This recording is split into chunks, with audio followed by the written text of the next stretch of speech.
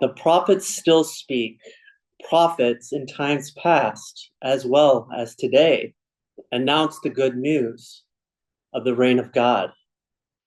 Prophets also denounce, they reject, and they confront the ills and injustices of the day. The prophet Amos confronts those who lie in beds of ivory, the ones who are lulled into spiritual slumber by luxury, indifferent to the ruin of creation and the plight of the marginalized. His words pierce through time and space. They re-echo into our current day, sounding an alarm in our own age of consumption, climate instability, and forgetfulness in the care of the earth which is our common home. Today, our world groans not just beneath rising temperatures and polluted oceans, but beneath the weight of systemic injustice. Environmental degradation disproportionately affects the poor, the vulnerable, and those who are without voice. As Laudato Si powerfully proclaims, the cry of the earth and the cry of the poor are one. The opening of the Great Vatican II document Gaudium et Spes says likewise. The joys and the hopes and the griefs and the anxieties of the followers of Christ. These are the joys and hopes and the griefs of all of us. And to ignore this is to perpetuate the indifference of the rich man in Luke 16, living comfortably while Lazarus and the other Lazaruses of our day are unknown, unseen, sitting at our gates. Psalm 146 reorients our gaze. The Lord secures justice for the oppressed, gives food to the hungry, and sets captives free. God's preferential option for the poor calls for a conversion that is personal, communal, and ecological. And it is not enough, dear brothers and sisters, to ignore this from afar.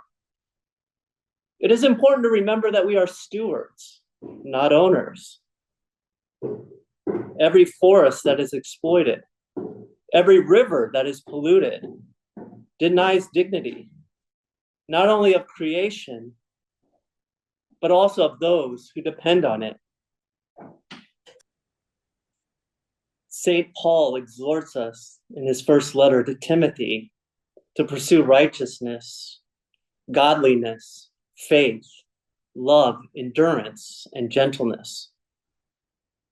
These virtues are ecological as much as they are spiritual. To live rightly is to live simply, and it is also to live well. To resist the seductive nature of excess and comfort, to live in communion with creation, and also with those who are most affected when it is desecrated. The parable of the rich man and Lazarus confronts us with a question not about eternity, but about our present reality. Dear brothers and sisters, how many Lazaruses today do we see displaced by drought, poisoned by industrial runoff? The terrible tragedy that took place in Texas, the migrant crisis, where people step into foreign borders, unknown, and even worse, unwelcomed. And here we are as we wear our own purple robes and dine sumptuously. Laudato Si calls for ecological conversion. This is not merely adopting green practices. It is a transformation of heart, a true metanoia. It means listening to the stories of communities displaced. It means fighting for policies that protect biodiversity. It means standing in radical solidarity, not just with sympathy, but with those intentionally, with those crying out under the weight of ecological injustice. So, dear brothers and sisters, the reading of Amos should rouse us. The justice of Psalm 146 should guide us. And the urgency of Paul's letter should empower us. And the sorrowful gaze of Lazarus should humble us. The earth is a sacrament. To care for it is to draw near to God and draw nearer to others suffering under the weight of injustice. Suffering just as Lazarus did under the hand of the rich man. Pope Francis says, living our vocation to be our protectors of God's handiwork is essential to the life of virtue.